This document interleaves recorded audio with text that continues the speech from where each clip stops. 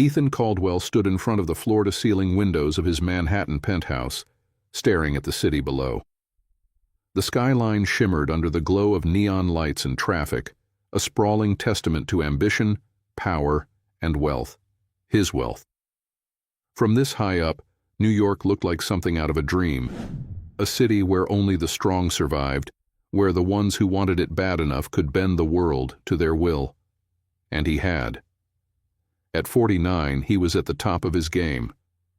His company, Caldwell Innovations, was the undisputed leader in AI development, and tonight, he was preparing to deliver the keynote speech at the Tech Philanthropy Gala, an event that would be covered by every major financial news outlet.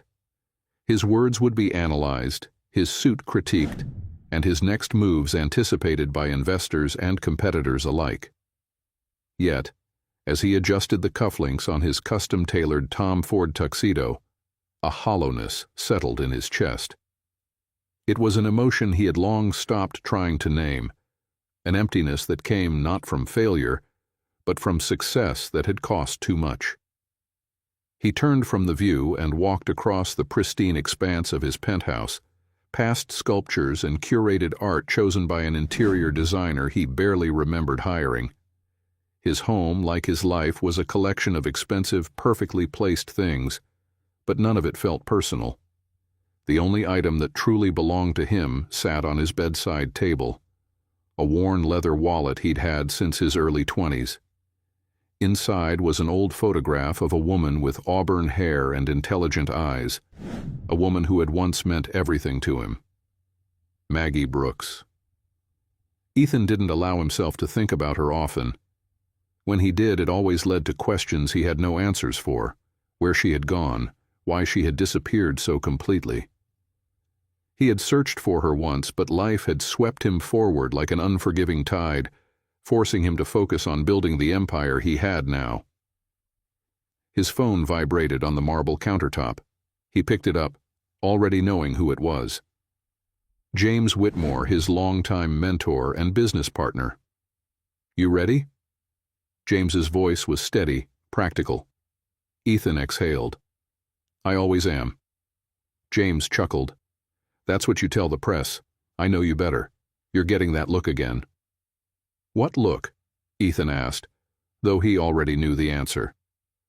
"The look that says you've spent the last 15 years making more money than you can ever spend, but somehow, you're still searching for something." Ethan rubbed a hand over his jaw.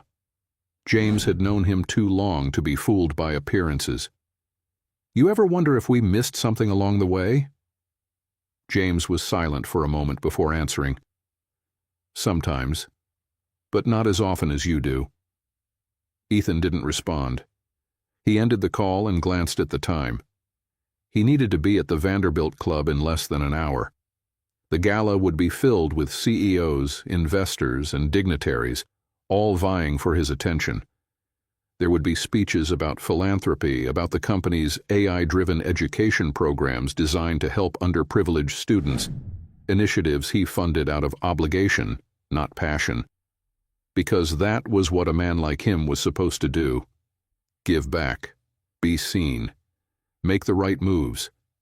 And yet, all the wealth, all the power, all the influence had never once filled the space left by something, or someone, he had lost long ago. Ethan grabbed his tuxedo jacket and headed for the door. It was time to put on the mask again. What he didn't know was that tonight, everything was about to change. Maggie Brooks sat up in her hospital bed, ignoring the sharp pain radiating through her body. She had spent the last few months pretending she had more time than she did, but the latest test results shattered that illusion. The cancer was winning, and she was running out of time. Across the room, her twin sons, Logan and Nathan Brooks, stood in silent concern. At 25, they had grown into men she was endlessly proud of. Logan, sharp-witted and tenacious, had fought his way into environmental law, challenging corporate giants on behalf of the vulnerable. Nathan, compassionate and steady, had dedicated himself to pediatric medicine, treating children in underserved communities. They had made something of themselves, just as she had always dreamed. But there was something she had kept from them, something they had a right to know. Taking a shaky breath, Maggie reached for the worn leather journal on the nightstand. She held it for a moment, her fingers tracing its edges. This journal had been her confession, her connection to the past, the truth she had never spoken aloud. Nathan sat beside her, concern deepening the lines on his face. "Mom, you've been talking a lot about the past lately, about the choices you made. If there's something we need to know..." Logan, leaning against the window, crossed his arms. "Just tell us the truth." Maggie swallowed hard. "Your father," she whispered. "His name is Ethan Caldwell." The silence was thick, stretching between them like a chasm. Logan's expression shifted first, from confusion to shock, then anger. Nathan's reaction was quieter, his brows drawing together as he processed her words. "The Ethan Caldwell?" Logan's voice was incredulous. "The billionaire? CEO of Caldwell Innovations?" Maggie nodded, her throat tightening. "I met him when I was young, just starting my career. He was building his first company, and I was a junior software developer. She hesitated. "We fell in love, but he was engaged. His company was on the verge of something big, and I knew if I told him I was pregnant, it would change everything. So I left." Nathan frowned. "You never told him? Not once?" Tears welled in Maggie's eyes. "I thought I was doing the right thing. His engagement was falling apart, his business was struggling. I didn't want to burden him. And later, as the years passed, it got harder to justify reaching out." She handed Logan the journal. "I kept everything about him, articles, interviews, photos. I wanted you both to know who he was." Logan flipped through the pages, his jaw tight. "He's been out there, living his perfect billionaire life while we were clipping coupons to get through college?" Nathan placed a steadying hand on his brother's arm. "What do you want us to do with this, Mom?" Maggie's voice was barely above a whisper. "He's hosting a gala next week, at the Vanderbilt Club. Maybe it's time he knew." Logan exchanged a glance with Nathan. Their lives had been built without Ethan Caldwell, but the truth had changed everything. And now, for the first time, they had a chance to change his world, too. Logan Brooks leaned against the kitchen counter, arms crossed, his mind racing. The dim lighting of their Brooklyn apartment cast shadows on his sharp features as he processed the bombshell their mother had just dropped. Ethan Caldwell, billionaire, their father. Nathan sat at their small dining table, flipping through the journal their mother had kept for 25 years. Page after page detailed the rise of a man they had unknowingly been watching from the sidelines their entire lives. Logan let out a bitter chuckle. "We spent our whole childhood thinking we didn't have a father. Turns out he's been on the cover of Forbes for the last decade." Nathan didn't look up from the journal. "I still can't believe it. He has a private jet, a multi-billion-dollar company, and not once in 25 years did he think to look for us." "He didn't know about us," Logan muttered, rubbing a hand over his jaw. Nathan finally met his brother's gaze. "That's what Mom says, but it doesn't change the fact that he lived a life of privilege and success while she was working double shifts to keep food on the table. We grew up on scholarships and second-hand textbooks, and he was out there building an empire." The weight of their mother's words pressed down on them. Nathan exhaled, running a hand through his hair. "The gala. It's our only shot at getting in front of him." Logan gave a sharp nod. "We need a plan." Nathan turned his laptop toward Logan, the screen displaying Caldwell Innovations' website. A polished photo of Ethan Caldwell stared back at them. Suave, calculated, powerful.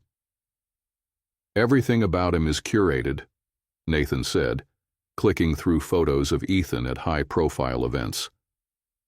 He doesn't make a move without considering the optics. If we're going to confront him, we need to control the narrative before he does. Logan smirked. Spoken like a lawyer. Nathan ignored him and kept scrolling. The gala is a fundraiser for Caldwell Innovations' new AI-driven education initiative. That's how he positions himself, as the billionaire with a conscience, the guy who gives back. Logan scoffed. Sounds like PR spin to me. Nathan hesitated before clicking on an old news article. He just finalized his divorce last year. First marriage. No other kids. Logan's eyes darkened. At least, none that he acknowledges. A silence stretched between them. There it was. The thing neither of them wanted to say aloud. Maybe we should wait, Nathan said suddenly. Maybe we should talk to Mom again, think this through. Logan cut him off. Mom doesn't have time to wait, Nate. The words hit like a punch to the gut. Their mother's illness was progressing, and no matter how much Nathan wanted to believe he could fix it, time was running out. Nathan clenched his jaw, closing the laptop. Fine, let's do this. The Vanderbilt Club has a 3-month wait list for reservations, and the gala is invite-only, Nathan said, pulling up the event details. Even if we could afford tickets, which we can't, there's no way we'd get in through the front door. Logan leaned back, a smirk playing on his lips. We don't need tickets. We just need an in. Nathan sighed. You sound like you're about to do something illegal. Not illegal, Logan corrected. Just creative. Nathan folded his arms. Let's hear it. Logan pulled out his phone. Remember Ryan Carter? The guy I helped get off that environmental lawsuit last year? Nathan frowned. The venture capitalist? What about him? He's a major donor for Caldwell Innovations, Logan said, and he owes me a favor. Nathan arched a brow. You think he'll just hand us invites? Logan shrugged. If we spin it right, he knows I'm working on corporate accountability cases. If I tell him I'm interested in Caldwell Innovations, he might assume I want to network, not confront a long-lost billionaire father. Nathan drummed his fingers against the table. That gets us inside. But what happens when we actually meet Ethan? Logan's expression darkened. We tell him the truth, and we see how he reacts. Nathan wasn't convinced. And if he doesn't believe us? Logan's smirk was cold. Then we make sure he has no choice. The next day, Logan made the call. Ryan Carter answered on the second ring, his voice smooth and arrogant. Logan Brooks. Didn't expect to hear from you. Logan kept his tone casual. I hear you're attending the Caldwell Gala next week. Any chance you've got a couple of extra invitations? Ryan chuckled. And what exactly is an environmental lawyer going to do at a tech philanthropy event? Logan smirked. Mingling, networking, maybe shaking things up a little. Ryan hummed, clearly intrigued. I might be able to pull some strings. An hour later, Logan received a text. You and a guest. Black tie. Don't embarrass me.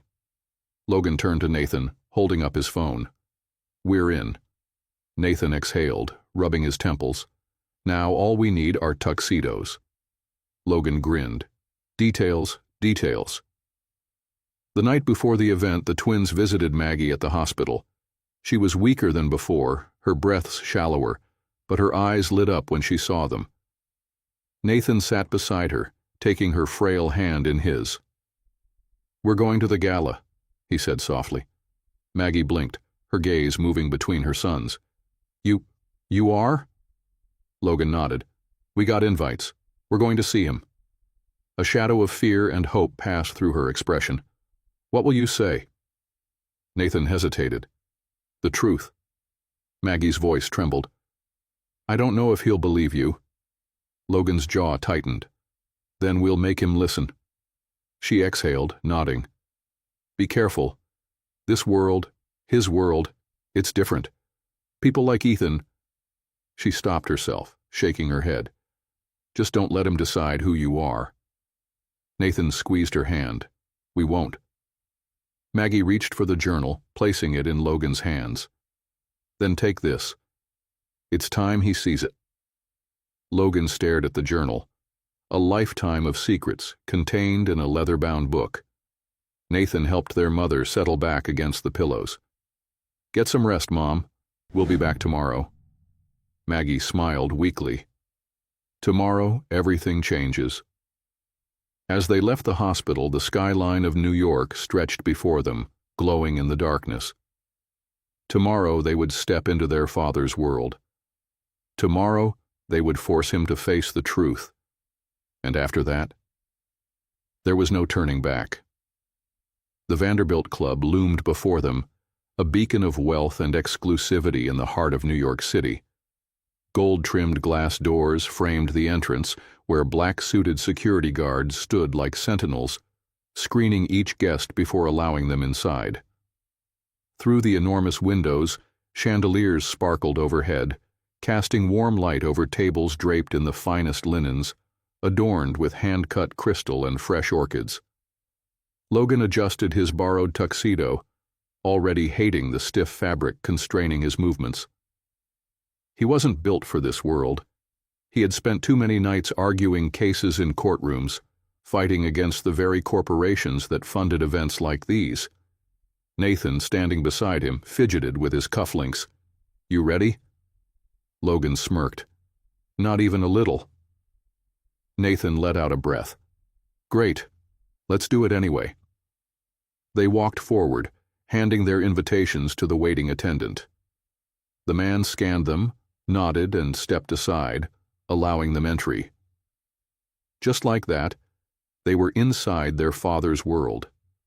The sheer opulence of the Vanderbilt Club was staggering. The ceiling stretched high above them, painted with elaborate murals of celestial scenes. A grand staircase curled elegantly along one side of the hall, leading up to a private VIP section where the city's most powerful individuals mingled over aged whiskey and business deals. All around them, New York's elite moved through the room in tailored suits and designer gowns. Bankers, politicians, CEOs, the kind of people who had never clipped coupons or worried about rent payments. Logan scanned the space. See him? Nathan shook his head. Not yet. A waiter passed by with a silver tray of champagne flutes. Logan grabbed one, took a sip, then muttered, How do rich people drink this stuff? It tastes like carbonated regret. Nathan rolled his eyes. Focus, Logan. They maneuvered through the crowd, listening in on conversations as they searched for Ethan Caldwell. Guests discussed stock markets, mergers, and charity initiatives, as if they were items on a checklist of success. Then they heard his name. A group of businessmen stood near the bar, casually talking. He's not here yet? One of them asked, adjusting his Rolex. Another man, a venture capitalist, chuckled. You know Ethan, always makes an entrance. The man's schedule is tighter than a startup's budget. Logan clenched his jaw. Of course, their father would arrive on his own time, on his own terms. Nathan turned to Logan. We wait. When he shows up, we make our move. Logan drained his champagne. Fine, but I'm not waiting all night. 30 minutes later, a hush rippled through the crowd. The main entrance doors swung open, and Ethan Caldwell stepped inside. Logan stiffened. The man was impossible to miss. He carried himself with an effortless authority, the kind that came from decades of commanding boardrooms and shaping industries. His tailored black tuxedo fit him perfectly, his dark hair barely showing any traces of gray despite his 49 years. His presence shifted the energy in the room. People moved toward him instinctively, wanting to shake his hand, steal a moment of his attention. Nathan exhaled. That's him. Logan nodded, gripping the journal in his pocket. Let's do this. They moved through the sea of guests, weaving between small talk and laughter until they were close enough to hear his voice. Ethan was speaking with James Whitmore, his longtime business partner. "Good turnout tonight," James said, scanning the room. Ethan nodded. "It should be. We're talking about education access for underprivileged kids. This could change lives." Logan let out a bitter laugh before he could stop himself. Ethan turned, eyebrows lifting slightly. "Something funny?" The room quieted just a fraction, enough that nearby guests paused their conversations to glance in their direction. Logan stepped forward. "Yeah, actually. It's kind of funny to hear you talk about helping underprivileged kids when your own sons grew up struggling to afford textbooks." The words landed like a bomb in the quiet space. Nathan felt the weight of every gaze on them. The murmur of the crowd grew, confusion spreading. Who were these young men? What were they talking about? Ethan blinked, his expression unreadable. "I'm sorry, I don't—" Nathan took a breath. Here it was, the moment everything changed. "You don't know us," Nathan said, voice steady. "But you should. We're Logan and Nathan Brooks, and whether you like it or not, we're your sons." Gasps rippled through the room. Ethan's face didn't change, but something flickered in his eyes, shock, disbelief. A moment of hesitation before his carefully crafted mask slipped back into place. "That's impossible," he said, voice even. "I don't have children." Logan pulled the journal from his pocket, flipping it open to a photo of their mother, Maggie Brooks, in her early 20s. He held it up for Ethan to see. "Recognize her?" Logan challenged. Ethan's eyes fell on the photo, and for the first time his composed expression cracked. James, still standing beside him, frowned. "Ethan?" But Ethan wasn't listening. His gaze was locked on the image of a woman he hadn't seen in over 2 decades. Nathan took a step forward, softer than his brother, but just as resolute. "She kept everything," he said. "Every article about you, every interview. She never told you because she thought she was protecting you." Ethan's throat worked, but he said nothing. Logan clenched his jaw. "Meanwhile, we grew up wondering who our father was. We went to college on scholarships. We worked our asses off for everything we have. And all this time, you were right here, just a few miles away, living in luxury." The crowd was frozen, caught between fascination and scandal. Ethan exhaled slowly. "You expect me to believe this?" Logan's voice turned ice cold. "Believe whatever you want, but the truth just walked into your life, and now you have to deal with it." Ethan opened his mouth, but before he could speak, a new voice cut through the tension. "Dr. Brooks." They turned. A hospital staff member stood in the doorway, out of breath, scanning the room until she locked eyes with Nathan. "Dr. Brooks," she said again, voice urgent. "Your mother's condition just worsened. You need to come now." Nathan felt the air rush out of his lungs. Logan whipped around, glaring at Ethan. "You don't believe us? Fine. Come with us. See for yourself." Ethan hesitated for a single second. Then, without another word, he handed his drink to James and followed them out the door. The gala, the guests, the carefully planned event, all of it forgotten, because nothing could have prepared him for what he was about to face. The drive to the hospital was silent. Ethan Caldwell sat in the back of the sleek black town car, flanked by 2 men who had just shattered everything he thought he knew about his life. Logan and Nathan Brooks. His sons, if they were telling the truth. Nathan was focused on his phone, typing rapidly, probably messaging the hospital to prepare for their mother's emergency. Logan, on the other hand, sat with his arms crossed, his jaw clenched so tightly that the muscles twitched. Ethan forced himself to remain composed, but the truth was, his mind was spinning. Maggie Brooks. It had been 25 years since he last saw her, since she had left without a trace, vanishing from his life as if she had never existed. He had tried to find her, briefly at first, then less and less as the years passed. He had assumed she had moved on, married someone else, maybe left the country. He never imagined she had been raising his children, if they were his. He exhaled sharply. He needed proof, a DNA test, something concrete.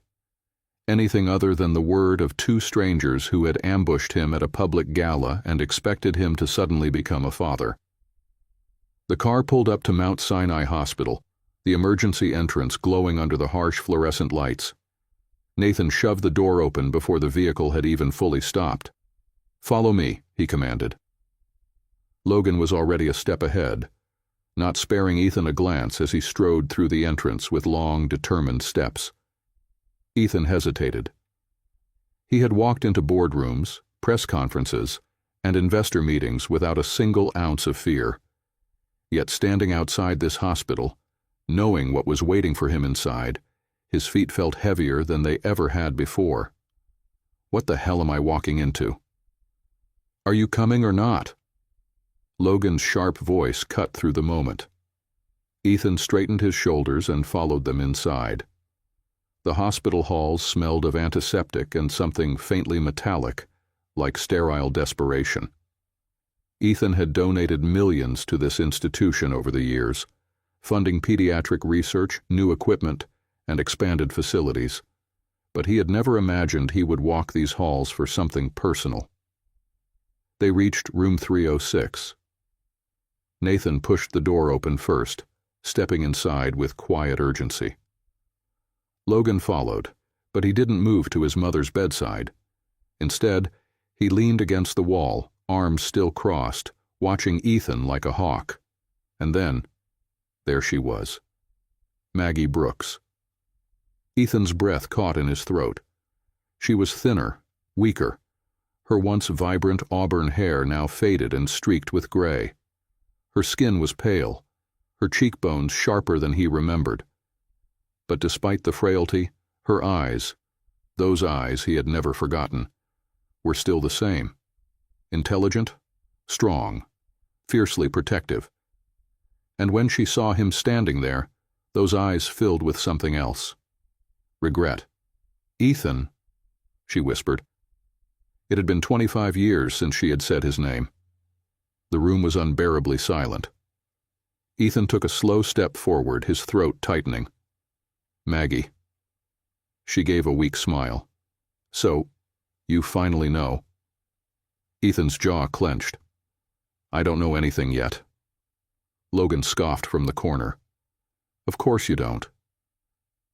Nathan shot his brother a warning look before stepping closer to their mother. "Mom, do you want some water?"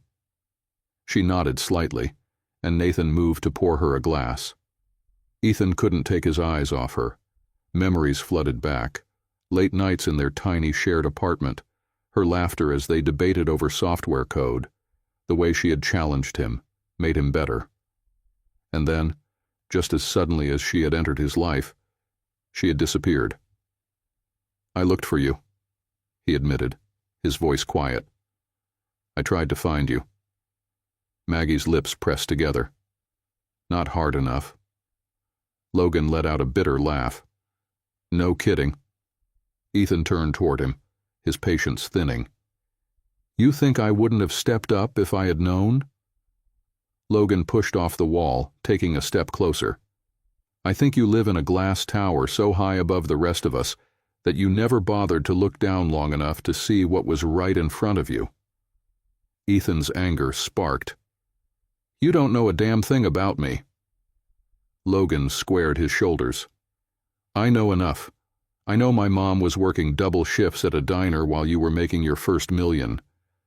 I know my brother and I had to fight for everything we have, while you sat back and donated to charity so people would think you were a good man." Nathan turned sharply. "Logan, stop." "No," Logan snapped. "He needs to hear this." Ethan held Logan's gaze, his stomach twisting at the truth in his words. But it wasn't his fault, was it? Maggie took a slow sip of water before setting the cup down, her fingers trembling. Stop it, both of you. Logan inhaled sharply, stepping back. Nathan rubbed his temple, tension clear in his posture. Maggie turned to Ethan, her voice softer now. I never told you because I didn't want to ruin your life. Ethan frowned. Ruin my life? She sighed. You were engaged. Your company was barely surviving. If I had told you I was pregnant, you would have done the right thing. And that would have changed everything. Ethan stared at her. And you decided that for me? She looked down. Yes. Ethan ran a hand through his hair, letting out a humorless laugh. You think I wouldn't have chosen to be their father? Maggie's voice cracked. I didn't know. Silence. A deep unspoken pain filled the space between them. Then Ethan spoke, his voice controlled, cold. I want a DNA test. Logan laughed bitterly. Of course you do. Nathan tensed. Ethan. No, Ethan interrupted. You both expect me to accept this without proof? To suddenly believe that after 25 years, I have children? Do you know how many times I've had women try to trap me into fatherhood for a payout? Logan's eyes burned. We don't want your damn money. Ethan leveled his gaze at him. Then what do you want? Logan's fists clenched at his sides. I want you to know that we exist. Maggie's breathing grew shallower. Nathan immediately moved to check her vitals. Mom. She squeezed his hand. I'm fine. Ethan exhaled slowly. He had walked into this room thinking he had everything in control. But now the walls of his carefully built empire of certainty were crumbling. He didn't know what to do with the rage in Logan's eyes, or the quiet pain in Nathan's. He didn't know what to do with the guilt pressing down on him. So he did what he always did when confronted with something he couldn't immediately solve. He made it a transaction. I'll get the test done. If it proves what you say, we'll talk. Nathan let out a slow breath. But Logan? Logan shook his head in disgust. Typical billionaire move, Logan muttered. You think a DNA test is the only thing that makes a father? Ethan didn't have an answer for that. And for the first time in his life, he didn't know what came next. Ethan Caldwell sat in his corner office, high above the chaos of Manhattan, but for the first time in his life he felt completely out of control. The DNA test was scheduled for tomorrow morning. A simple cheek swab. A few days for lab processing. A piece of paper that would either confirm the truth or prove this was all some elaborate mistake. And yet deep down he already knew the answer. He had spent the last 24 hours trying to rationalize it away.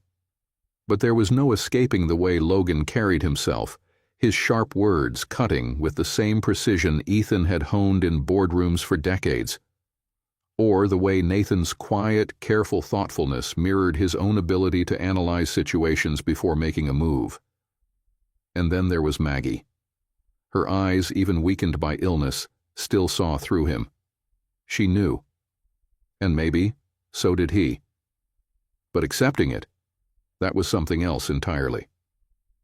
A sharp knock at the door pulled him from his thoughts. James Whitmore, his longtime friend and business partner, stepped inside without waiting for permission. He closed the door behind him, hands in the pockets of his tailored suit. You look like hell, James said casually.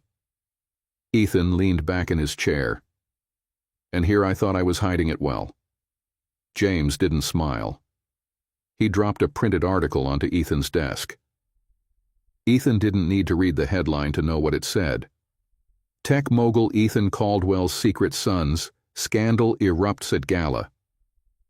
Ethan's jaw clenched. He skimmed the piece, taking in the details leaked to the press.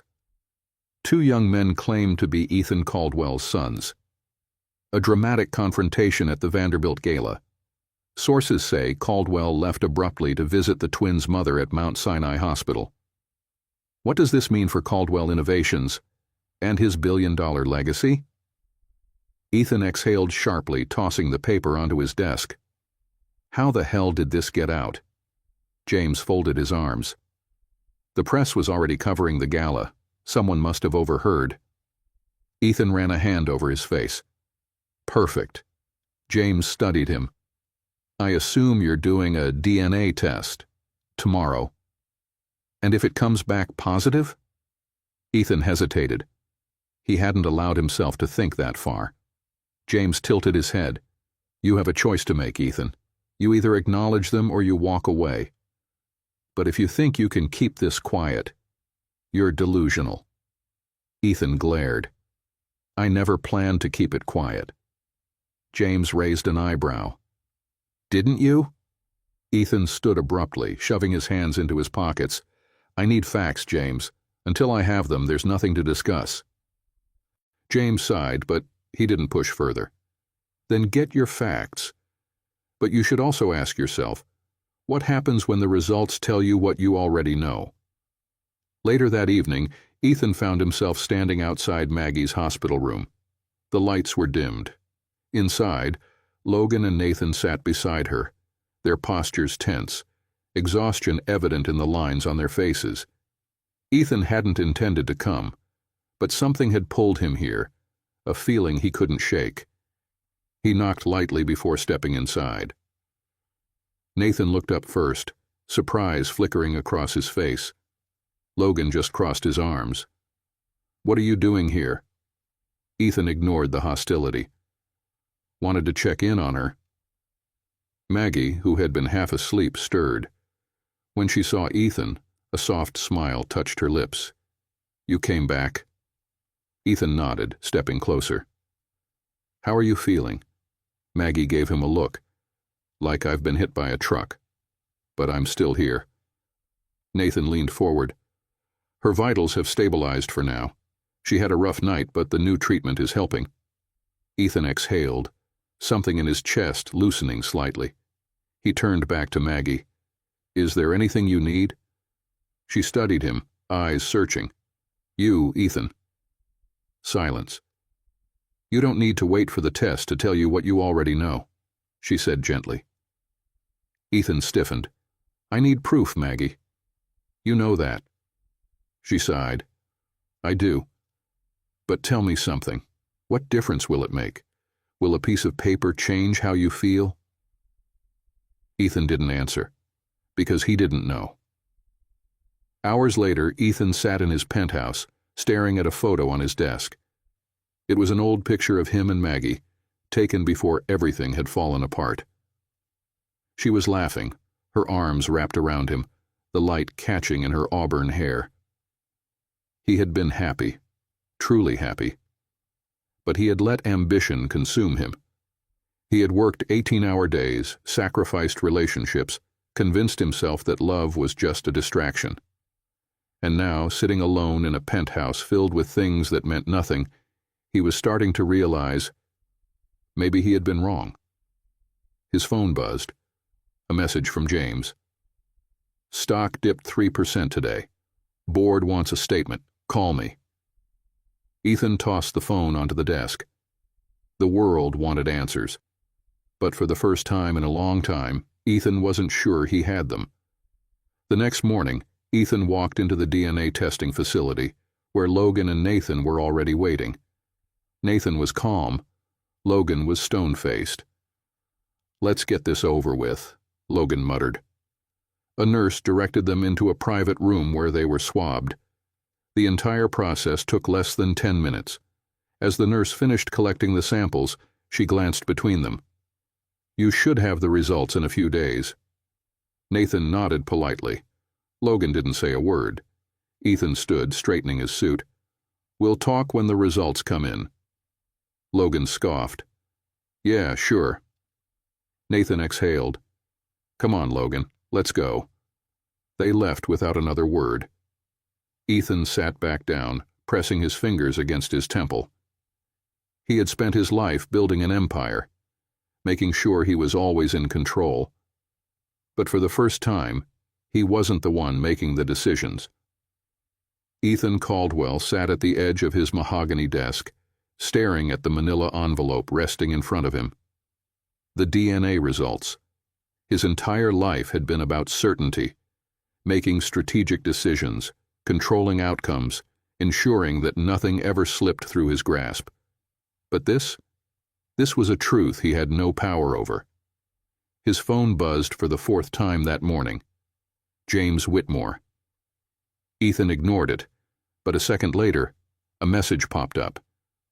Stock is down another 5%. Board is panicking. You need to get ahead of this. The board, the media, the investors, the vultures waiting for his response. But for once, none of that mattered. With slow, deliberate movements, Ethan picked up the envelope and tore it open. His breath stilled as his eyes scanned the page.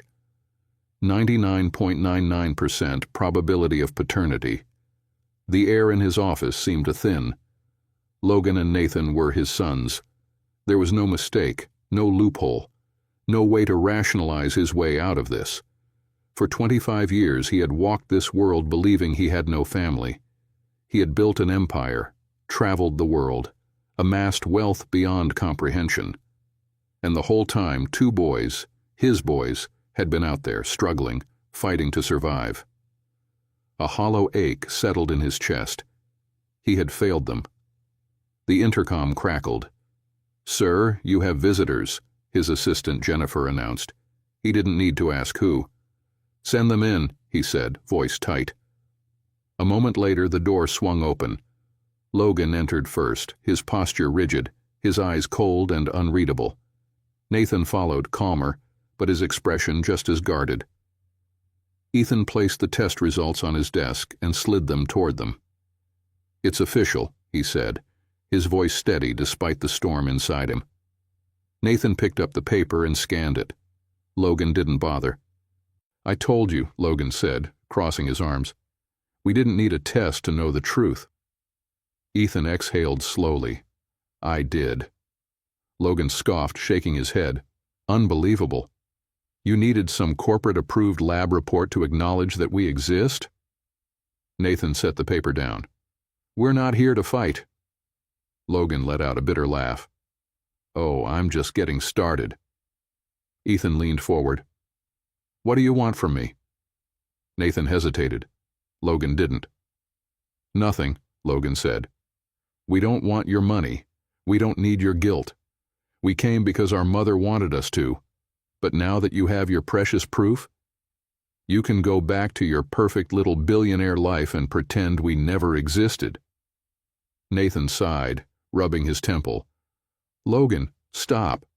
"No," Logan snapped, turning to his brother. "What, you think he's suddenly going to act like a father? Where was he when Mom was working 3 jobs just to keep a roof over our heads? Where was he when we were skipping meals to make rent? Where was he when she was—" His voice broke. He swallowed hard, looking away. Ethan's gut twisted. There was nothing he could say to fix this. "I didn't know," Ethan said quietly. Logan turned back, his green eyes blazing. "And that makes it okay?" "No," Ethan admitted. "It doesn't." Silence stretched between them. Nathan cleared his throat. "We're not here to make you feel guilty, Ethan." Ethan flinched at the way he said his name, not Dad, not even Father, just Ethan. Nathan continued. We don't know what happens next." Ethan studied him. "What do you want to happen?" Nathan hesitated, but Logan had already made up his mind. "Nothing," Logan said. "You got your proof. That's all you're getting from me." He turned and walked out, slamming the door behind him. Nathan sighed. "I should go after him." Ethan nodded. Nathan turned back. "I don't expect you to trust me," Ethan admitted. "But I'd like the chance to prove that I'm not the man you think I am." Nathan studied him for a long moment. "That's not something you can buy, Ethan. It's something you earn." Then he, too, was gone. And for the first time in decades, Ethan Caldwell sat alone in his office, realizing that all the wealth and power in the world couldn't fix what he had broken.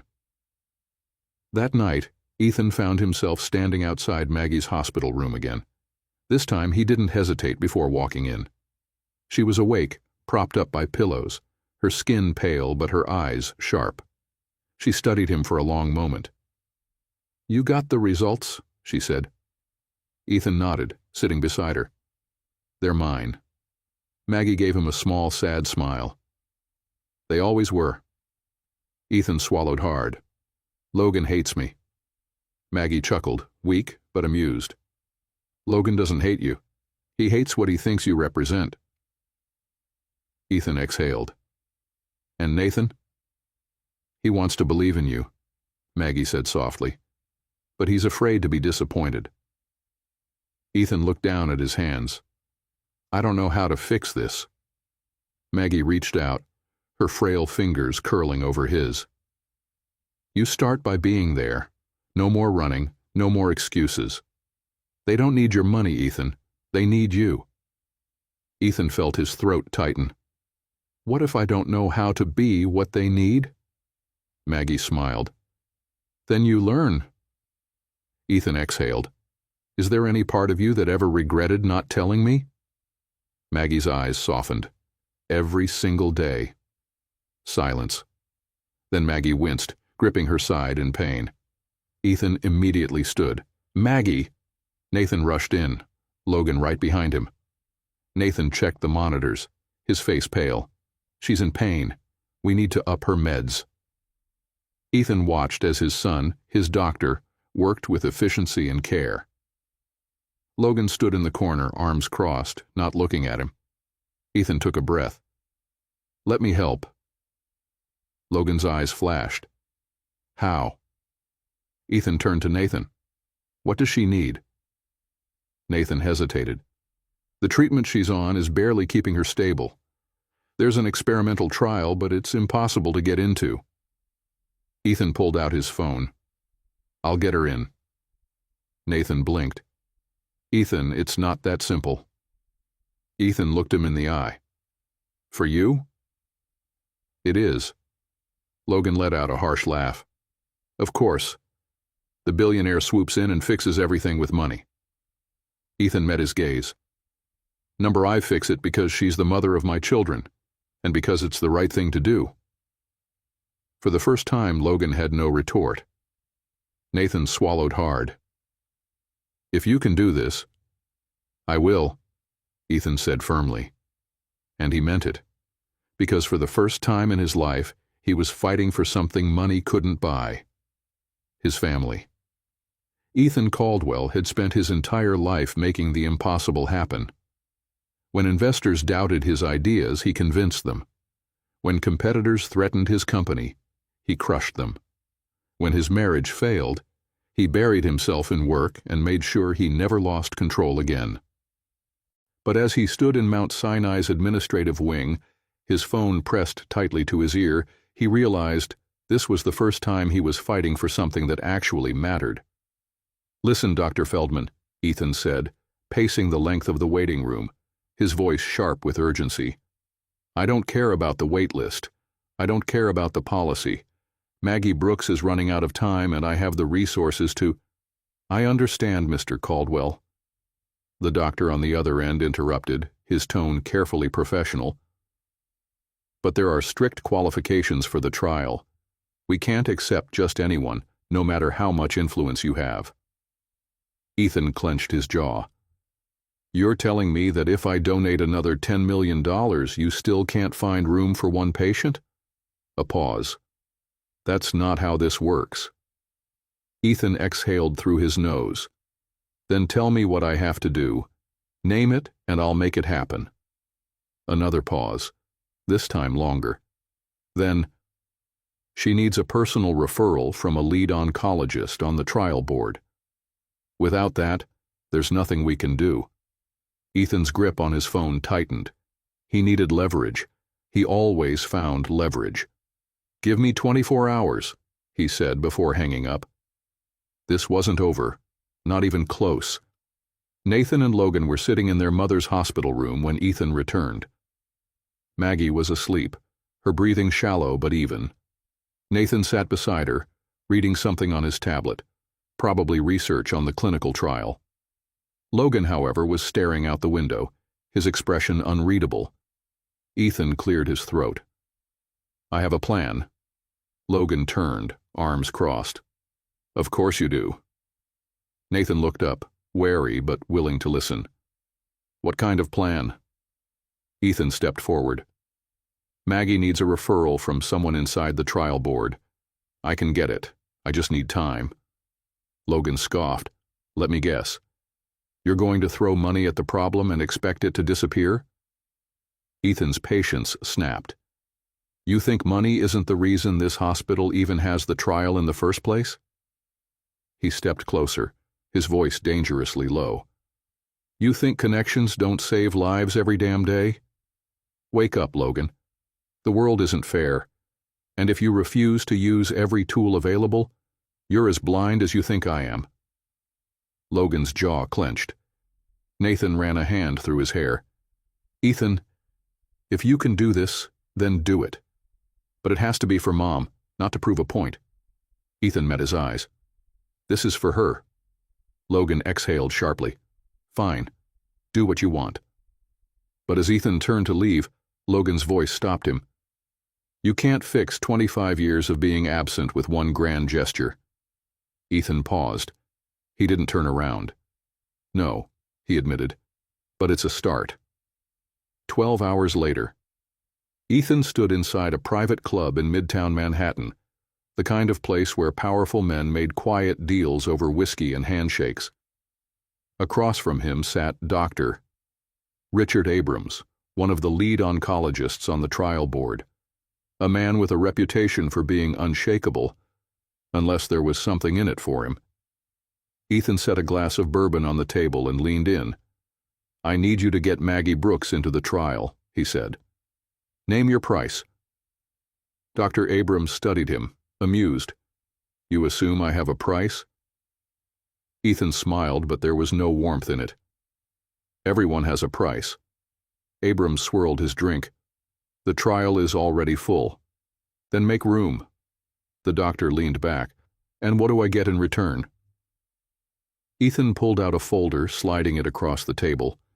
Inside were documents outlining a multi-million-dollar partnership between Caldwell Innovations and the hospital's oncology department. "If you approve Maggie Brooks," Ethan said smoothly, "Caldwell Innovations will personally fund 3 additional trial spots, opening opportunities for more patients." Abrams's eyes flickered with interest. "You'll get your trial expansion," Ethan continued. "Your research will get more funding, and you'll look like a damn hero." A long silence stretched between them. Then Abrams smirked. "You're as ruthless as they say." Ethan didn't blink. "Is that a yes?" Abrams lifted his glass. "Maggie Brooks will be in the trial by the end of the week." Ethan nodded once, then stood. "Pleasure doing business." As he walked away, the weight in his chest didn't lessen. Because no matter how many strings he pulled, no matter how much power he wielded, he couldn't buy back time. And he knew it. Back at the hospital, Ethan found Nathan pacing the hall while Logan sat in a chair, his head in his hands. When they saw him, Nathan stepped forward. "Well?" Ethan pulled out his phone, showing the confirmation email. "She's in." Nathan exhaled, relief flooding his face. "Thank God." "Logan?" Logan just stood slowly, his hands clenched into fists. "You really did it," he muttered. Ethan frowned. "Why do you sound pissed?" Logan's eyes burned. "Because you always win." Ethan's stomach tightened. "You think I did this for me?" "Yes," Logan snapped. "Because that's what men like you do. You move people around like chess pieces and expect them to be grateful." Nathan stepped between them. "Logan, stop." "No," Logan said, his voice raw. "This is exactly why I wanted nothing to do with him." Ethan's own frustration rose. You're mad because I saved her? I'm mad because this is the first time you've ever fought for us. Silence. Ethan's chest felt like it had been hit with a sledgehammer. He had no defense. Because Logan was right. Nathan placed a hand on Logan's shoulder. I know you're angry, but if he hadn't done this, Mom might not have had a chance. Logan shook his head. She shouldn't have needed him to do this. Ethan took a breath. You're right. Logan's eyes snapped to him. Ethan held his gaze, steady and unflinching. I failed you. Both of you. Logan's throat bobbed, emotion flashing in his eyes. But instead of answering, he turned and walked out. Nathan sighed. He'll come around. Ethan wasn't sure about that. But for the first time in his life, he wasn't giving up. The hospital was quiet, save for the steady beeping of machines and the occasional murmur of nurses passing by. Ethan stood outside Maggie's hospital room, his hands shoved deep into his pockets. It had been 4 days since he got her into the clinical trial. The treatment had begun, but it was taking a toll. She was weaker, her skin paler, her voice softer. Nathan had explained the side effects: fatigue, nausea, worsening symptoms before potential improvement. But watching it happen was a different thing entirely. Ethan had watched companies crumble, empires fall, fortunes vanish. But nothing had ever made him feel this powerless. And he hated it. He took a slow breath and stepped inside. Nathan sat beside Maggie's bed, reviewing her latest vitals on his tablet. Logan stood near the window, arms crossed, jaw tight. He hadn't said much to Ethan in the last few days. Maggie stirred, her eyes fluttering open. When she saw Ethan, a tired smile crossed her lips. You're back, she murmured. Ethan pulled up a chair beside her bed. I said I wasn't going anywhere. She gave him a knowing look. You say that now, but you always have one foot out the door. Logan snorted. That's the understatement of the year. Ethan didn't react. He just studied Maggie's frail form, the way her fingers trembled as she reached for the water cup on the tray. Without a word, he took it and helped her drink. Nathan glanced up, something flickering across his face. Surprise, maybe even gratitude. Logan, however, was as closed off as ever. Maggie sighed, settling back against the pillows. They told me the side effects would be rough. Didn't think it would feel like I got run over by a truck. You're strong, Nathan assured her. Your body just needs time to adjust. She nodded weakly, but her eyes drifted to Ethan. And you? How are you adjusting to fatherhood? Logan stiffened, but Ethan held Maggie's gaze. I'm learning, he admitted. Maggie smiled, but before she could say anything else, a knock at the door made them all turn. A nurse peeked inside. Mr. Caldwell, there's a woman here to see you. Ethan frowned. Who? The nurse hesitated. She wouldn't give her name, but she said it's important. Ethan exhaled. He had a long list of people who wanted a word with him these days. The media storm had only intensified since the DNA results had been confirmed. I'll handle it, he said, rising from his chair. Logan muttered, Of course you will. Ethan ignored him and stepped into the hallway, and then he froze. Standing there, in a sleek black dress and red lipstick, was Victoria Hayes, his ex-fiancée. Hello, Ethan. Victoria's voice was smooth, laced with amusement. Ethan's eyes narrowed. What the hell are you doing here? Victoria smiled, shifting the designer handbag on her arm. I came to see you. It's been a long time. Not long enough. Victoria let out a low laugh. Still sharp, I see. She tilted her head. Aren't you going to invite me to sit down? Ethan crossed his arms. I don't have time for this. Her smile faltered slightly. Make time. Ethan studied her. Victoria wasn't the kind of woman who showed up without a reason. Their engagement had ended in bitterness and betrayal. She had wanted status, power, the promise of a perfect life in the public eye. And when she realized that Ethan had been more married to his company than to her, she had walked away. So why was she here now? Victoria sighed, shifting her stance. Look, Ethan, I don't want to play games. I came because I heard the rumors. His jaw clenched. What rumors? She arched a brow. That you have 2 grown sons you never knew about. That you were confronted at a gala. That your pristine, controlled image is starting to crack. Ethan's stomach twisted. Victoria leaned in slightly, lowering her voice. Tell me something. Are you really playing the long-lost father card, or is this some strategic PR move? Ethan's fists clenched at his sides. Get to the point, Victoria. She gave him a sweet smile. You're vulnerable, Ethan. And when powerful men like you show weakness, people take advantage. Ethan's gaze darkened. You mean people like you? Victoria chuckled. I'm not your enemy. But others. She shrugged. You're making enemies just by existing, and with this whole paternity scandal, you've given them ammunition. Ethan exhaled sharply. He knew exactly what she meant. His company's board was already nervous.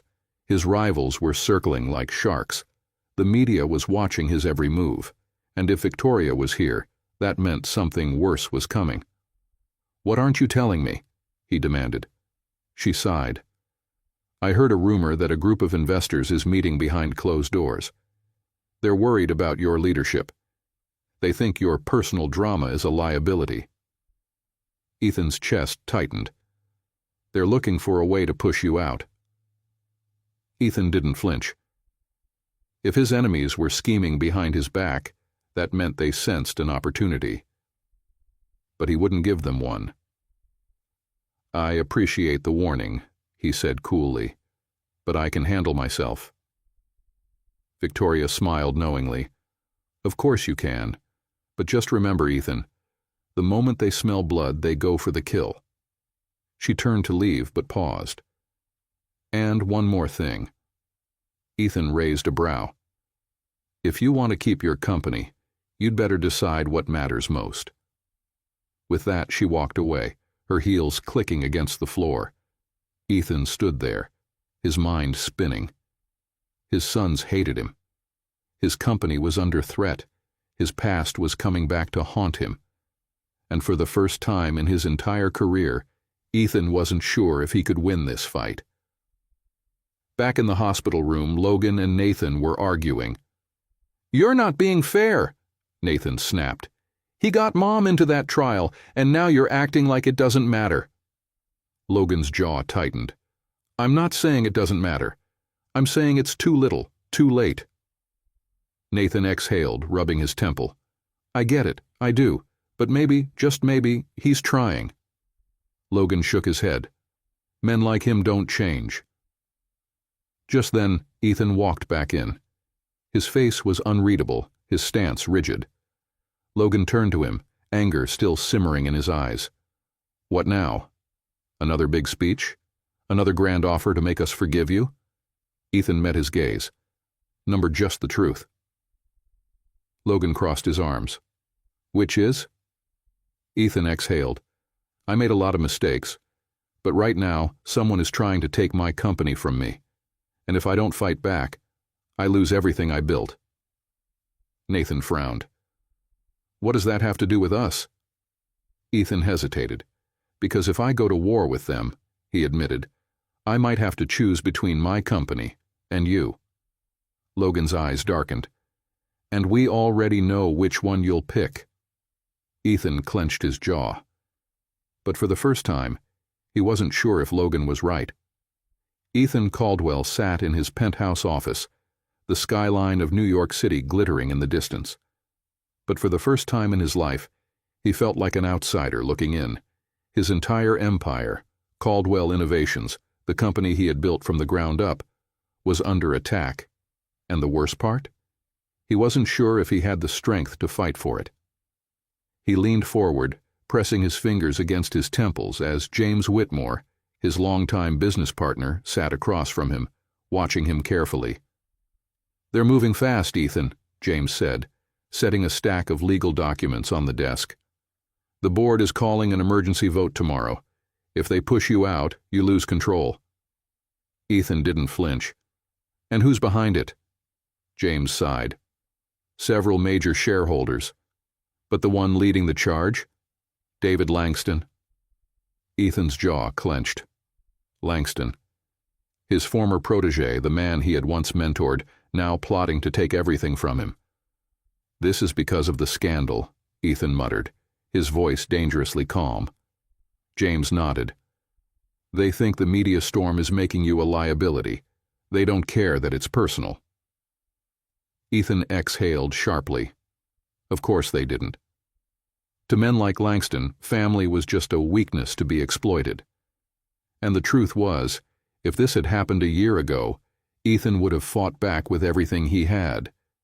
But now he wasn't so sure what he was fighting for. His sons still didn't trust him. His mother of his children was fighting for her life. And for the first time in his life, he wasn't certain if his company was the most important thing anymore. James studied him. "Tell me the truth, Ethan. Are you even going to fight this?" Ethan met his gaze. "I don't know." At the hospital, Logan and Nathan sat in the waiting room, tension thick between them. "You're actually considering going to that meeting?"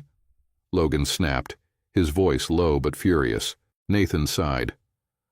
"Logan, this isn't just about us. If he loses his company..."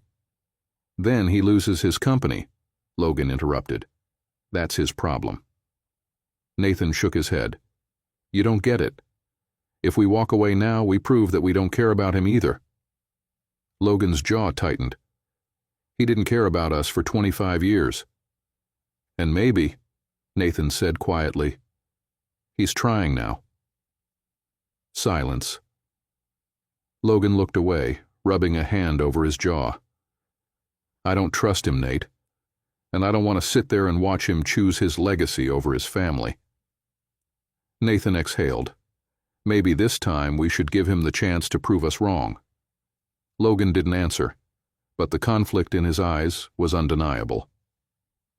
The next day, the Caldwell Innovations boardroom was packed. 12 men and women sat around the long, polished oak table, their expressions ranging from impatient to predatory. The air was thick with unspoken tension. Ethan stood at the head of the table, flanked by James. Across from him, David Langston sat smugly, his expensive watch gleaming under the lights. "This emergency meeting has been called to discuss the future of Caldwell Innovations," one of the board members announced. "Given recent publicity issues, we have concerns about the company's leadership." Langston leaned forward. "Let's not sugarcoat this, shall we? Ethan Caldwell is a liability. The media is having a field day with the revelation that he has 2 sons he never acknowledged. Investors are questioning our stability. It's time for new leadership." Murmurs of agreement filled the room. James stiffened beside Ethan. "This is a hostile takeover." Langston smirked. "It's business." Ethan clenched his fists. Every instinct in his body told him to fight, to crush Langston, to remind everyone in the room that Caldwell Innovations existed because of him. But then, the door opened, and everything stopped. Logan and Nathan walked in. The entire board turned, whispers breaking out immediately. Langston frowned. "Who the hell are they?" Ethan met Logan's gaze, then Nathan's. He wasn't sure why they were here, but in that moment he realized this was his choice, his company or his family. For the first time, he had to decide which one mattered more. Ethan inhaled deeply, then stepped forward. "The board wants me to make a choice," he said, his voice carrying through the room. "My company or my family." Langston smirked. "That's right, and we all know what's more important to you." Ethan studied him, then looked back at Logan and Nathan. And then he made the hardest decision of his life. I resign." The room exploded. Langston's smug expression vanished. "What?" Ethan nodded. "You want Caldwell Innovations? Fine, take it. But understand this, I built this company, and without me, it won't be the same." James stiffened. "Ethan, you don't have to—" "Yes, I do," Ethan interrupted. He turned back to his sons. "Because for the first time in my life, I'm making the right choice." Logan's face was unreadable. Nathan swallowed hard. Ethan turned back to the board. "I'm done fighting for something that doesn't fight for me. If you want a leader who puts profits before people, find someone else." Langston looked stunned. "You're serious?" Ethan gave him a cold smile. "I've never been more serious in my life." Then he turned, walking past his stunned employees, past the people who had once controlled his future, and toward the only thing that truly mattered, his sons. Logan stared at him. "You actually walked away?" Ethan nodded. "Yeah." Silence. Then, to his shock, Logan actually laughed. "Well, damn," he muttered. "Didn't see that coming." Nathan shook his head, a small smile forming. "Neither did I." Ethan studied them both. "Does this mean I get a second chance?" Logan exhaled. "You just gave up a billion-dollar company. You're either completely insane, or maybe, just maybe, you actually mean it." Ethan smirked. "So that's a maybe?" Logan rolled his eyes. "It's a start." Nathan clapped a hand on Ethan's shoulder. "Come on, Mom's waiting." And for the first time in his entire life, Ethan Caldwell felt something money could never buy. A chance to be a father. For the first time in 25 years, Ethan Caldwell woke up with nowhere to be. No board meetings, no investor calls, no emails dictating the course of his day. His resignation from Caldwell Innovations had sent shockwaves through the business world. News anchors speculated over why he had walked away. Analysts questioned whether the company could survive without him. Stock prices had dropped another 10% overnight. And Ethan? He had never felt freer, or more terrified. He stood on the balcony of his penthouse, coffee in hand, watching the sun rise over Manhattan. A part of him still felt the instinct to check his phone, to see how much damage control James had done, to strategize his next move.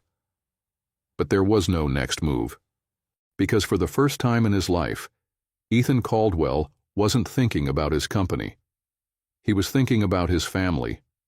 Ethan arrived at Mount Sinai Hospital that afternoon, stepping into Maggie's hospital room to find Nathan adjusting her IV drip while Logan stood at the window, arms crossed. Maggie looked weaker than before. Her skin was almost translucent, her hair thinner, her breath more labored. But when she saw Ethan, she still managed a small, knowing smile. "You really walked away," she murmured. Ethan pulled a chair beside her bed. "I did."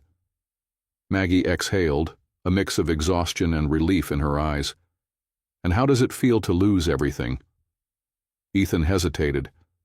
Then quietly he said, "I didn't lose everything." Nathan smiled faintly. Logan, still guarded. But for the first time he wasn't outright dismissing Ethan's presence, and that was progress. Nathan glanced at Maggie's vitals, his face tightening. "Her oxygen levels are dropping. The trial's taking a toll." Maggie reached for Ethan's hand. "No regrets." Ethan swallowed hard. "Maggie."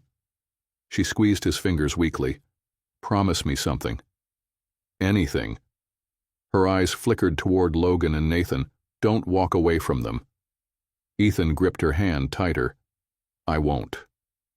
Maggie nodded, closing her eyes, exhaustion taking over.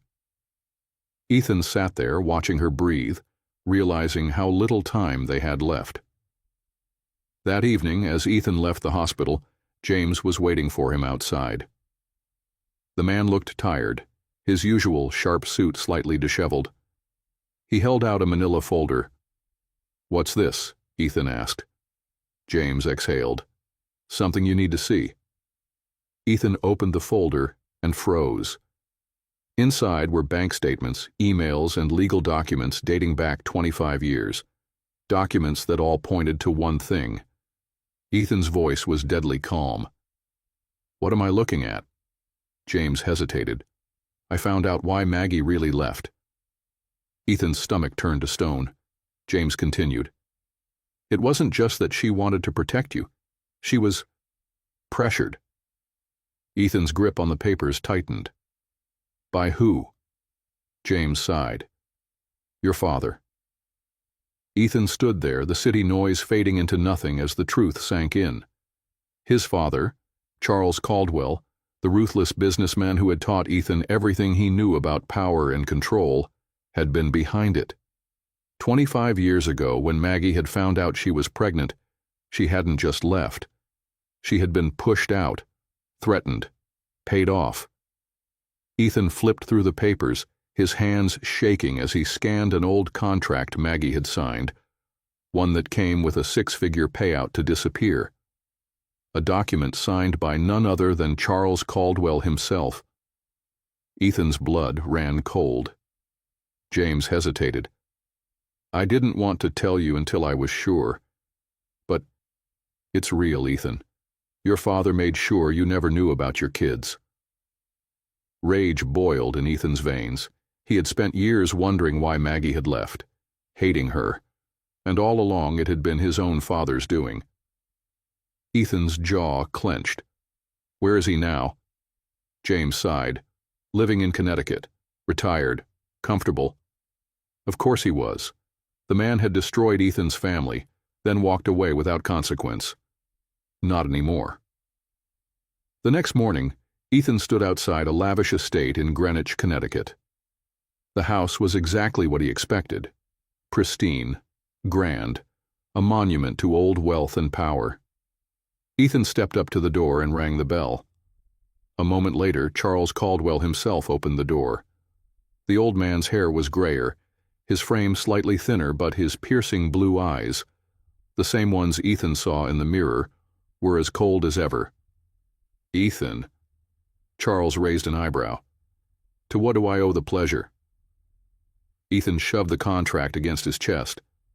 Charles glanced down, then smirked. "Ah, I see you finally figured it out." Ethan's fists clenched. "You took them from me." Charles exhaled. Number I did what had to be done. Ethan's rage burned white hot. "You stole 25 years from me. You let me believe she left on her own. You let me think my own children never existed." Charles studied him, unfazed. "And look at you. You became great because of it." Ethan's stomach twisted. Charles stepped back into the house. "Come inside, Ethan. Let's talk." But Ethan shook his head. "No." His voice was firm, steady. "I don't need to hear anything else." Charles smirked. "Then why are you here?" Ethan exhaled. "Because I needed to see it for myself. Because for so long he had thought Maggie had been the one to betray him. And now? Now he saw the truth, and he knew what he had to do." That night, Ethan returned to the hospital. Maggie was asleep, but Logan and Nathan were awake, talking quietly. Ethan stepped inside. "No more secrets." "I need to tell you something," he said. Nathan frowned. "What is it?" Ethan looked between them, his voice steady. "You spent years thinking I abandoned you," he said. "But I just found out. I was never given the choice." Logan's eyes narrowed. "What the hell does that mean?" Ethan exhaled. "It means my father, your grandfather, forced Maggie to leave. He made sure I never knew about you." Silence. Then Logan stood abruptly, his hands clenching into fists. "You're saying we spent our entire lives hating the wrong man?" Ethan nodded. "Yes." Logan's breath shuddered. "And where is he now?" Ethan met his gaze. "It doesn't matter." Nathan's voice was quiet. "So what do we do now?" Ethan took a deep breath. We move forward. Together. For the first time, Logan didn't argue. And Ethan? For the first time in his life, he wasn't standing alone. Ethan Caldwell had spent his life fixing problems with power and money. If a deal went south, he outbid the competition. If the press attacked, he controlled the narrative. If someone betrayed him, he cut them off and moved on. But this? This was a problem he couldn't buy his way out of. He stood in Maggie's hospital room, the weight of truth and regret pressing against his chest. Nathan sat beside their mother, exhaustion lining his face. Logan stood near the window, arms crossed, his posture tense and unreadable. And Ethan? He was a man out of his depth. But for once, he wasn't running from it. Maggie's condition had worsened. The clinical trial was brutal. The treatment was aggressive, draining the little strength she had left. And as Ethan looked at her, he knew. She was running out of time. Maggie gave him a weak smile. "You look like hell, Ethan." He let out a breathless chuckle. "You should see the other guy." Nathan shot him a look, but Maggie laughed softly. Even now, frail, exhausted, fighting for every breath. She still had fire in her eyes. Ethan leaned forward, his fingers curling against the armrest of the chair. "I talked to him." Maggie blinked, then sighed. "Charles." Ethan nodded. Nathan sat up straighter. "What did he say?" Ethan's jaw tightened. "Exactly what I expected him to say." Logan scoffed. "Which is?" Ethan exhaled. "That he did what was best for me, that I became great because of it." Silence. Then Logan muttered, "Son of a bitch." Maggie closed her eyes briefly, as if the weight of that revelation had settled into her bones. "I wanted to tell you. I almost did. But I was afraid that by the time you knew the truth, it wouldn't matter anymore." Ethan's throat tightened. "It matters." Nathan ran a hand over his face. "So we grew up with nothing, and the man responsible for that is sitting in some mansion, living his best life." Ethan's hands curled into fists. "Not for long." Logan raised an eyebrow. "What, you're going to take him down?" Ethan met his son's gaze, steady and unyielding. "I'm going to make sure he never has control over any of us again." Hours later, Ethan sat outside the hospital in his black town car, phone pressed to his ear. "James," he said, "I need you to put out a statement." James sighed. "Ethan, the board is still recovering from your resignation. If you make this personal—" "It is personal," Ethan snapped. "And I don't give a damn what the board thinks. This is about clearing Maggie's name." James hesitated. "What are you planning?" Ethan's grip on the phone tightened. "I want the truth out there. Every detail. Maggie never left on her own. She was forced out. And I want the world to know exactly who was behind it." James let out a low whistle. "You're really doing this?" "Yes." A pause. Then James muttered, "About damn time." That evening, Ethan returned to the hospital to find Logan sitting alone in the waiting room. Nathan had gone home to rest. Maggie was asleep. Ethan hesitated, then sat beside him. For a long time, neither of them spoke. Then Logan sighed. "I don't know what to do with all this." Ethan looked at him. "What do you mean?" Logan ran a hand over his face. "I spent my whole life hating you. I thought you abandoned us, that you didn't give a damn whether we lived or died. But now—" He shook his head. "Now I don't know who I'm supposed to be mad at anymore." Ethan exhaled. "I know what that feels like." Logan looked at him, skepticism in his gaze. "Do you?"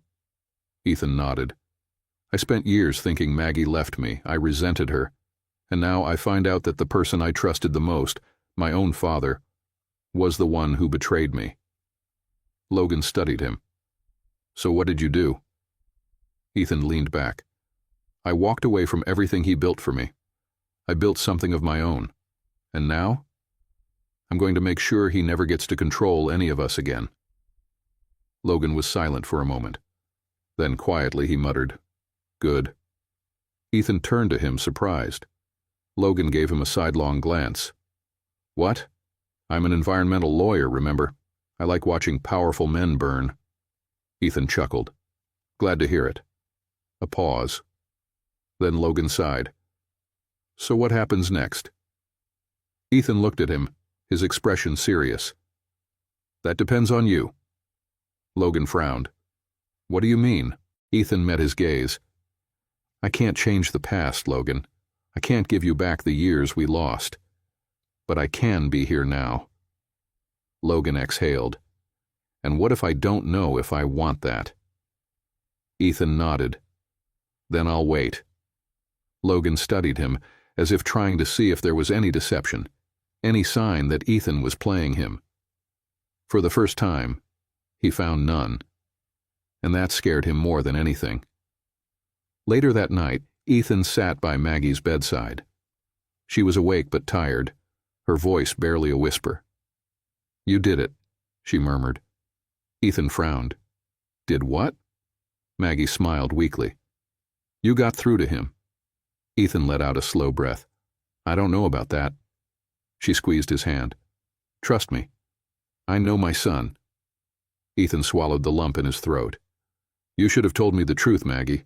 All those years ago." Her expression softened. "Would you have believed me?" Ethan stilled. Then finally he admitted, "I don't know." Maggie nodded. "That's why I didn't." Silence. Then Maggie's fingers tightened around his. "I'm tired, Ethan." Ethan's throat tightened. "I know." She looked at him, eyes filled with quiet acceptance. "Promise me something." Ethan exhaled. "Anything. Take care of them. Logan, Nathan, be the father they never had." Ethan nodded, emotion thick in his chest. "I promise." Maggie's smile softened. "Then I have nothing left to worry about." She closed her eyes, and Ethan Caldwell sat there, holding her hand, knowing that this was the moment that changed everything. Because now it was up to him to make sure he never broke that promise. The world outside Mount Sinai Hospital continued as if nothing had changed. The taxis still honked in endless gridlock. Pedestrians rushed down the sidewalks, and the city's skyline gleamed against the darkening sky. But inside room 306, time was slipping away. Ethan Caldwell sat by Maggie's bedside, his fingers curled around hers as her breathing grew shallower. Nathan sat on her other side, watching the vitals with the clinical precision of a doctor, but the pain in his eyes gave him away. And Logan? He stood near the door, arms crossed, his expression unreadable, but he was there. That was something. Maggie's eyes fluttered open, a small, tired smile gracing her lips. "Still here?" Ethan's throat tightened. "Not going anywhere." Her gaze flickered toward Nathan, then Logan. "You boys sticking around too?" Nathan swallowed hard. "Always." Logan hesitated, then gave a short nod. "Yeah." A silence stretched between them. Not uncomfortable, but heavy. The kind of silence that meant something. Ethan cleared his throat. "Do you need anything?" Maggie's eyes twinkled with something softer. "Just you three." "All together." Ethan glanced at his sons. "All together." The words settled deep. Maggie exhaled a slow, shallow breath. "I want you both to know something." Nathan nodded. "We're listening, Mom." She squeezed Ethan's hand, then Nathan's. Finally, she looked at Logan. "I need you to stop fighting so hard." Logan tensed. "I don't know how to do that." She smiled. "I know, but you don't have to do it alone anymore." Logan swallowed thickly, glancing at Ethan. Maggie sighed, exhaustion setting in. "Your father, he's not perfect. But he's here now, and that's enough for me." Ethan felt something inside him crack open. He had spent his entire life chasing something more, more power, more success, more control. But in this moment, all Maggie wanted was for them to be together. Maggie's fingers trembled in Ethan's grasp. He tightened his hold, anchoring her to him, and then her voice grew soft. "Take care of them." Ethan nodded, his throat too tight to speak. She exhaled one last breath. And then Maggie Brooks was gone. The room was painfully still. Nathan pressed his fingers to his mother's wrist, but there was no pulse. He swallowed hard, blinking back tears. Logan turned away, his body stiff, his hands clenched into fists. Ethan let out a slow breath, forcing himself to stay composed. Maggie had been the one to keep them together, the thread that had connected them even before they knew it. And now, that thread was gone. Nathan wiped at his face. I should let the nurses know." Logan didn't say a word. He just walked out. Ethan sat there a moment longer, watching Maggie, memorizing her face. Then he whispered, "I promise." And he meant it. 2 days later, Maggie's funeral was small, intimate, the way she would have wanted it. Only close friends and family attended, gathered in a quiet cemetery just outside of Brooklyn. Nathan stood at the front, speaking softly about their mother's strength, about how much she had given them, about the sacrifices she had made. Logan didn't speak. He stood rigid and silent, his jaw clenched, his emotions buried deep. And Ethan? He didn't know if he had the right to say anything.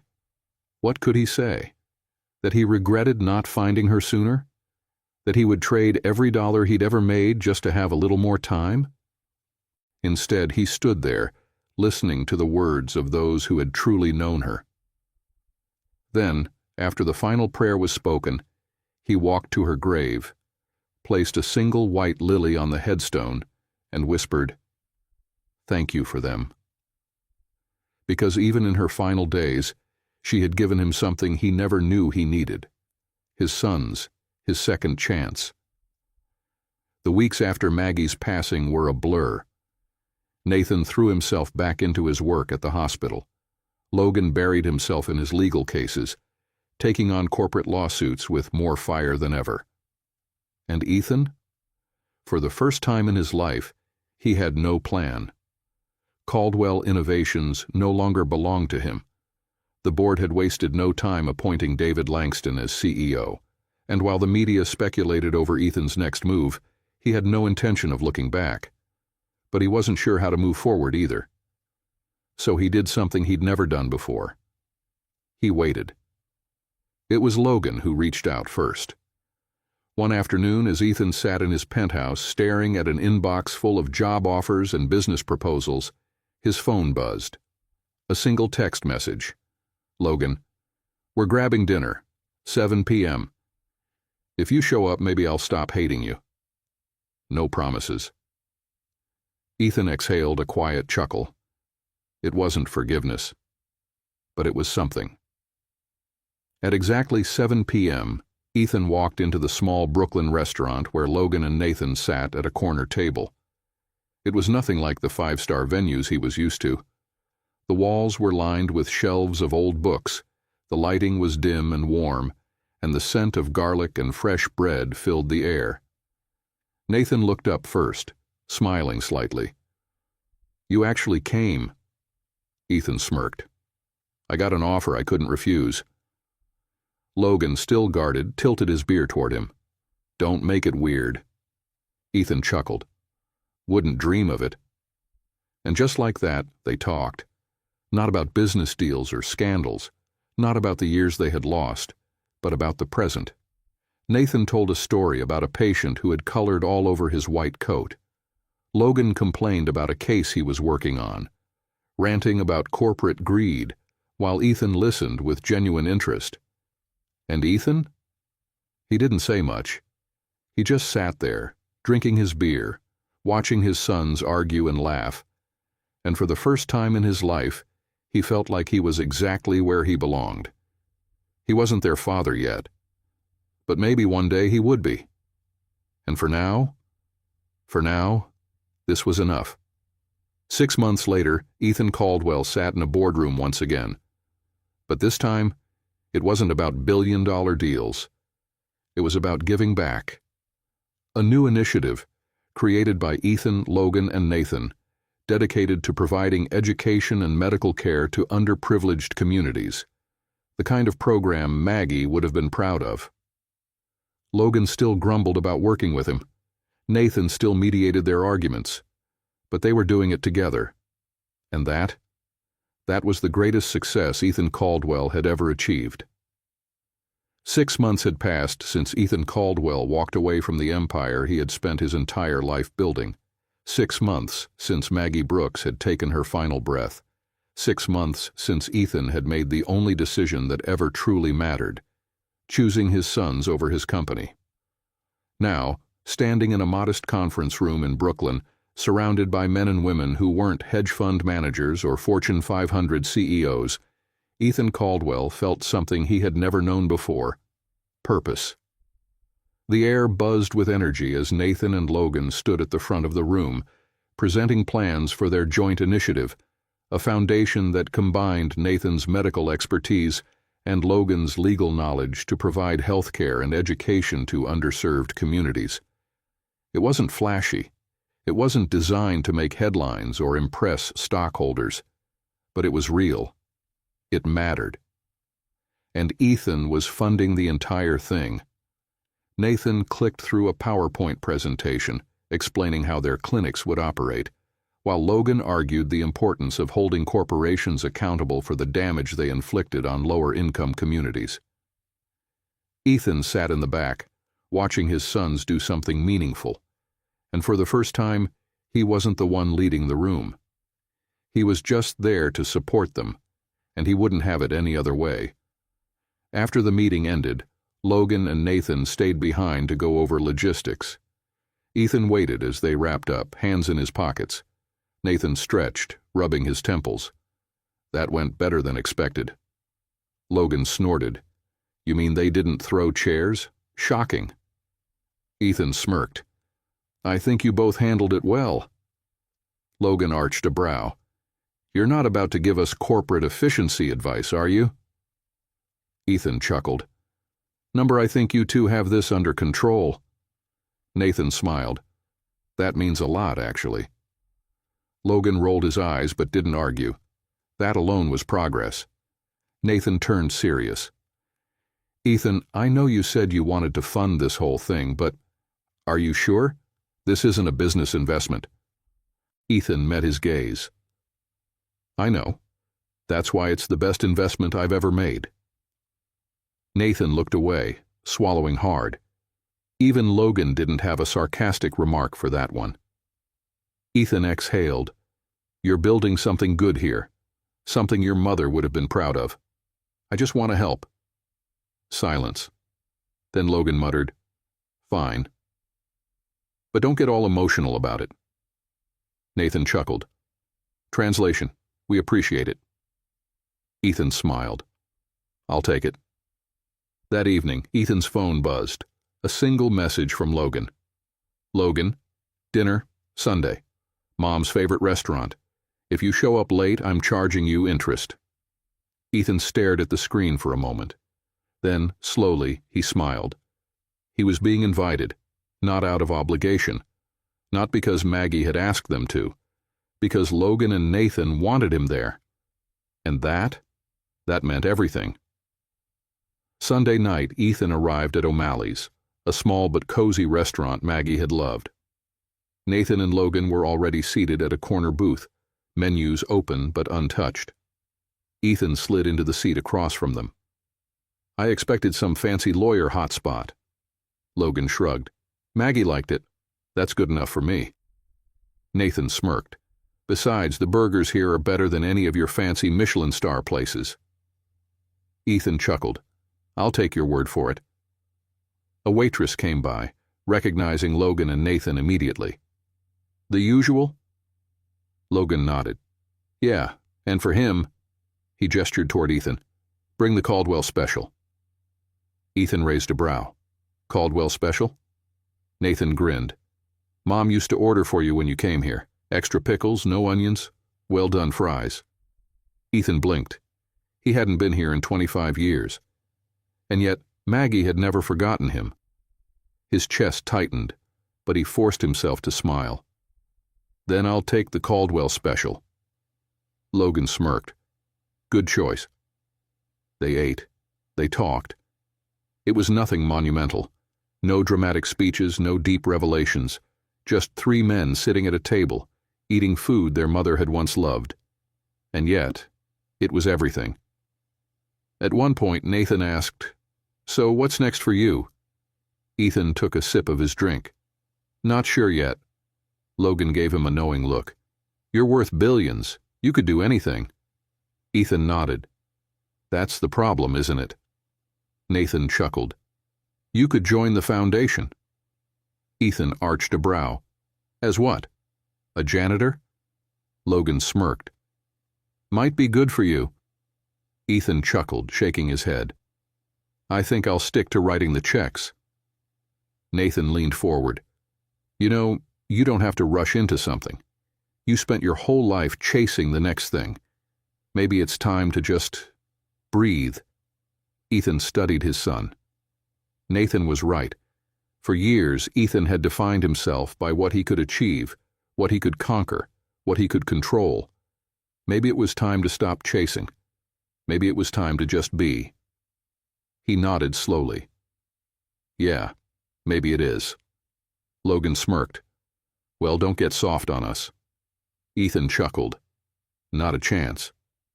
As they walked out of the restaurant, Logan muttered, All right, I'll say it. Ethan glanced at him. Say what? Logan sighed. Dinner wasn't terrible. Ethan smirked. That's high praise coming from you. Nathan grinned. I think that's his way of saying we should do this again. Logan rolled his eyes, but didn't deny it. Ethan let out a slow breath, looking at both of them. A year ago he had everything. Power, wealth, influence. And yet he had nothing that actually mattered. Now he had something real. It wasn't perfect. It wasn't easy. But for the first time in his life, Ethan Caldwell wasn't alone. And that was worth more than anything he had ever built. Ethan Caldwell had spent his life building an empire, but it took losing everything to realize what really mattered. Now, as he stood outside a modest office building in Brooklyn, watching workers put the finishing touches on the Maggie Brooks Foundation, he felt something he hadn't in decades. Peace. It had been a year since he had walked away from Caldwell Innovations. A year since Maggie had taken her last breath. A year since he had started over, not as a CEO, but as a father. Inside the newly finished office space, Nathan and Logan were deep in discussion with their team. Nathan had expanded the foundation's medical outreach, bringing affordable health care to communities that had been overlooked for too long. Logan had taken on major corporations, using his legal expertise to fight for policy changes and accountability. And Ethan? He had been there every step of the way, not as their boss, not as their financier, but as their father. Is the press here yet? Nathan asked, scanning the room. Logan sighed. Yeah, and I already regret agreeing to this interview. Ethan smirked. What's wrong? You love telling people how corrupt the system is. Logan shot him a look. Yeah, well, I'd rather be doing something about it than talking about it. Nathan chuckled. That's why you have me. Ethan watched them bicker, a warmth settling in his chest. For so long he had thought money was the only currency that mattered. Now he understood. Time, relationships, love. Those were the things that had real value. As the foundation officially launched, reporters gathered to hear about the new initiative. Ethan stood behind Logan and Nathan, letting them take center stage. For decades, he had been the face of his own empire. Now, he was just a man supporting his sons. A reporter turned toward Ethan.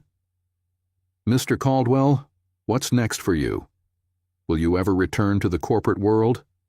Ethan smiled, shaking his head. I think I've finally found something worth staying for. Logan glanced at him. Who are you, and what have you done with Ethan Caldwell? Ethan chuckled. Just a guy who's finally figuring things out. Nathan grinned. Took you long enough. That evening, after the event, Ethan found himself standing in front of a familiar gravestone. Loving mother, fierce friend, and the heart of a family. Ethan crouched down, brushing a fallen leaf from the stone. They're doing good, Maggie, he murmured. Nathan's saving lives. Logan's fighting like hell to change things. And me? He exhaled. I'm just lucky they let me be a part of it. The wind whispered through the trees, and for the first time, Ethan didn't feel like he was seeking redemption. He had found it. He had kept his promise, and he would never break it. Later that night, as he walked back into the small Brooklyn restaurant where Logan and Nathan were waiting, he realized this was his life now, not boardrooms, not corporate wars, not billion-dollar deals. Just this, a simple dinner, a conversation that wasn't about power or status. Family. Logan lifted his beer. To Maggie. Nathan nodded. To new beginnings. Ethan raised his glass. To finally getting it right. And as they clinked their drinks together, Ethan knew. For the first time in his life, he wasn't chasing something. He had already found it.